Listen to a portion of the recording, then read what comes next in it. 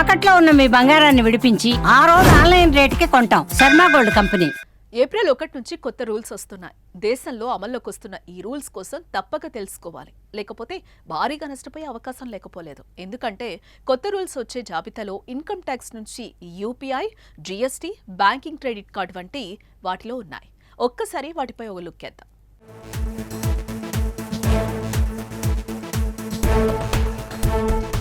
2025-26 budget సందర్భంగా కేంద్ర ఆర్థిక మంత్రి నిర్మలా సీతారామన్ కొత్త పన్ను విధానంలో కీలక ప్రకటనలు చేశారు.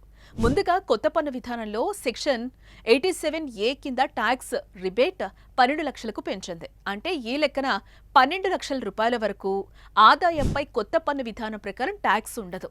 ఇందులో వేతన జీవులకు స్టాండర్డ్ డిడక్షన్ 75,000 రూపాయలు కలుపుకొని మొత్తం 12.75 లక్షల వరకు ఆదాయం పన్ను రహితంగా ఉంటుంది. ఇది మధ్యతరగతి వర్గానికి ఒక శుభవార్తని చెప్పుకోవాలి. ఈ రూల్ ఏప్రిల్ 1 నుంచి అమల్లోకి వస్తుంది.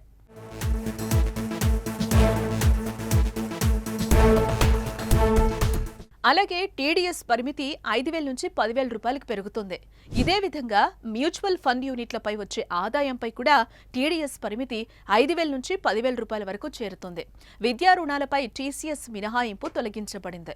ఈ మార్పుల ప్రకారం 7 లక్షల రూపాయలకు మించిన విద్యా లావాదేవీలపై 5% అంటే 5% టీసీఎస్ విధించబడుతుంది.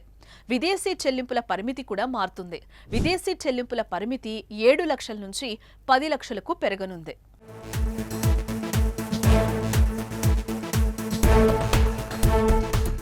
ఏప్రిల్ 1 నుంచి వచ్చే మరో మార్పు సీనియర్లకు గుడ్ న్యూస్.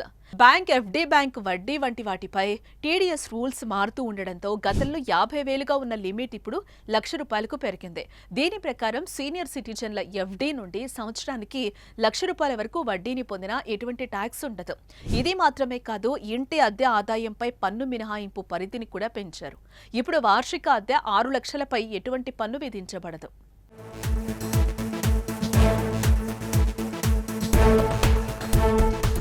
ఏప్రిల్ 1 నుంచి యూపీఐ సేవల్లో కీలక రూల్స్ అమల్లోకి వస్తున్నాయి. ఇకపై ఇనాక్టివ్ మొబైల్ నెంబర్లకు లేదా ఇతరులకు కేటాయించిన నెంబర్లకు యూపీఐ సేవలు అందుబాటులో ఉండవు. తప్పుడు లావాదేవీలను, సైబర్ క్రైమ్ను అరికట్టే క్రమంలో జాతీయ చెల్లింపు సంస్థ ఎన్పీసీఐ యూపీఐ సేవల్లో ఈ మార్పులు తీసుకొస్తోంది.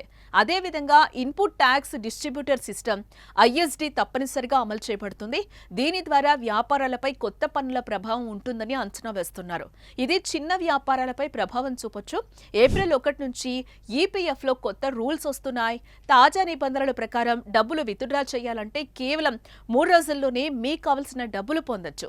1,00,000 రూపాయల వరకు ఉన్న క్లెయిమ్స్ 3 రోజుల్లో పొందొచ్చు. ముఖ్యంగా అనారోగ్యం, ఆసుపత్రి ఖర్చులు, ఇంటి కొనుగోలు, పిల్లల చదువులు, వివాహం కోసం క్లెయిమ్స్ త్వరగా క్లియర్ చేస్తారు. వీటితో పాటు ప్రతి నెల మార్పులు కనిపించే గ్యాస్ ధరలు, క్రెడిట్ కార్డుల్లో మార్పులు వస్తున్నాయి.